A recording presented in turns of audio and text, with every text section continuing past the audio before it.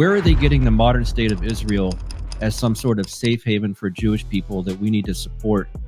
Where is the biblical origin of that in their mind? It's mostly Old Testament prophecies, and if you take those prophecies in context, those prophecies are actually talking about the return of the Jews after the Babylonian captivity. But they'll take those prophecies and say, well, this is a future return of Jews. And what they don't account for is that back in Deuteronomy, the prophet Moses made it very clear, hey, if you don't keep the law, you turn your back on me, then you're going to be kicked out of the land. However, if you repent, then I'll bring you back. Well, we're talking about people who have not repented. These people, their sin was rejecting Christ and rejecting the gospel. They've not repented of that.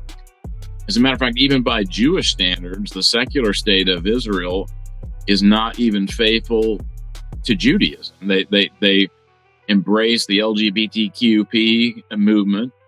I visited Israel back in, I think it was like 2015 or 2014.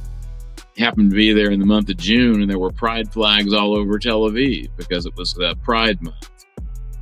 Well, if you take the Old Testament seriously, you would have to assume that if God was holding the Israelis to the same standards that he held the Jews in the Old Testament to, that fire and brimstone ought to be in the forecast. There's no reason to think that God is saying, okay, you people have finally repented, so now I'm going to give you your land back.